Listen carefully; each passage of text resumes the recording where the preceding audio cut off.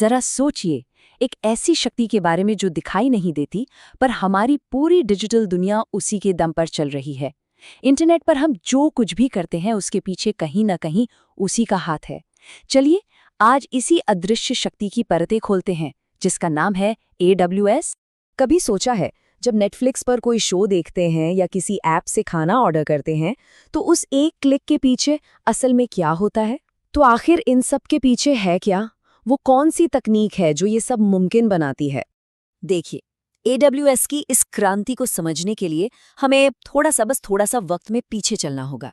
एक ऐसे दौर में जब इंटरनेट पर कुछ भी बनाना और चलाना एक बहुत ही ज्यादा मुश्किल और महंगा काम हुआ करता था।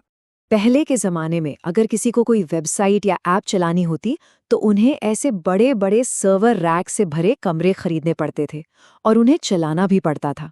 ये असल में क्या थे? बड़े बड़े कमरों में रखे हुए कंप्यूटरों के गोदाम, जिन्हें 2400 घंटे ठंडा और चालू रखना पड़ता था। और ये सिर्फ एक सिरदर्द नहीं था। अरे, ये तो एक बुरा सपना था। सोचिए, बिजली के भारी भरकम बिल, उनको ठंडा रखने का खर्चा, और अगर कोई मशीन खराब हो गई तो बस पूरी की पूरी वेबसाइट ठप। और जरा सोचिए, अगर कोई वेबसाइट अचानक से पॉपुलर हो जाए, रातों रात नए सर्वर खरीदना तो मुमकिन ही नहीं था। ये एक बहुत बड़ा जुआ था। तो दुनिया भर के इंजीनियर्स और बिजनेस वाले एक ही सवाल पूछ रहे थे, क्या कोई बेहतर तरीका है? क्या इस सारे झंझट से छुटकारा पाया जा सकता है ताकि सिर्फ अपने प्रोडक्ट पर ध्यान दिया जा सके? और बस इसी एक सवाल ने टेक की दुनिया में एक ऐसी क्रांति ला दी जिसने सब कुछ हमेशा के लिए बदल कर रख दिया। और जवाब था एक बहुत ही सिंपल सा शब्द, द क्लाउड। एक ऐसा आइडिया जहां कंप्यूटिंग पावर को किराए पर लिया जा सकता है, ठीक वैसे ही जैसे हम बिजली या पानी का इस्तेमाल करते हैं। इसे ऐसे समझिए, घर में रोशनी के लिए कोई अपना पावर प्लांट तो नहीं बनाता है ना। हम बस स्विच ऑन करते हैं और जितनी बिजली इस्तेमाल की उसका बिल भर देते हैं।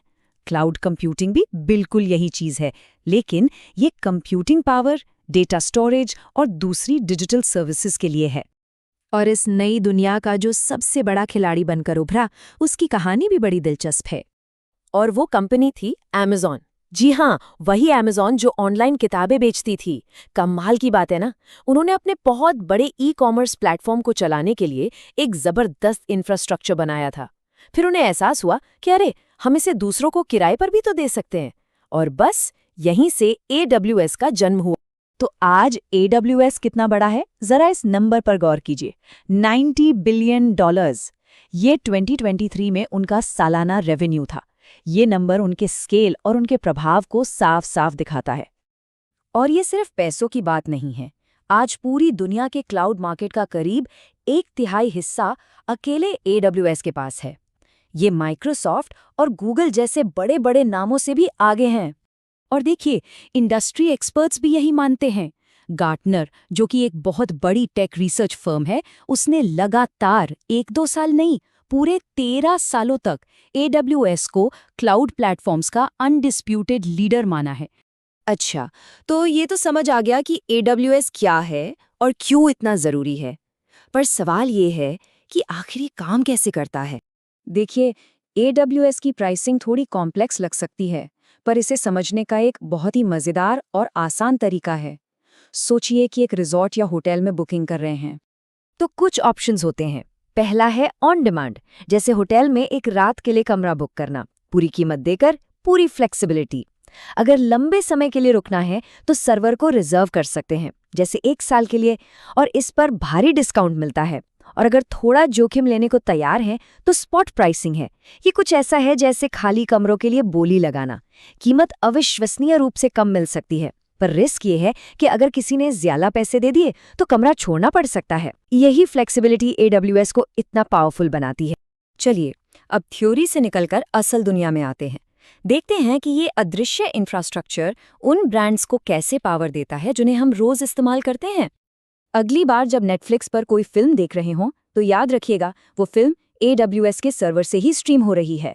या जब मैकडॉनल्ड्स ऐप से बर्गर ऑर्डर करते हैं, तो वो ऑर्डर भी AWS के जरिए ही प्रोसेस होता है। और जो लोग गेमिंग के शौकीन हैं, उनके लिए भी कॉल ऑफ ड्यूटी जैसे बड़े बड़े ऑनलाइन गेम्स को चलाने के लिए जो जबरदस्त कंप्यूटिंग पावर चाहिए होती है, वो भी AWS ही देता है। तो आखिर में ये समझना बहुत ज़रूरी है कि क्लाउड कोई हवा में तैरती हुई चीज नहीं है। जैसा कि कहा जाता है, क्लाउड आसमान में नहीं है, ये हमारी दुनिया की नींव है।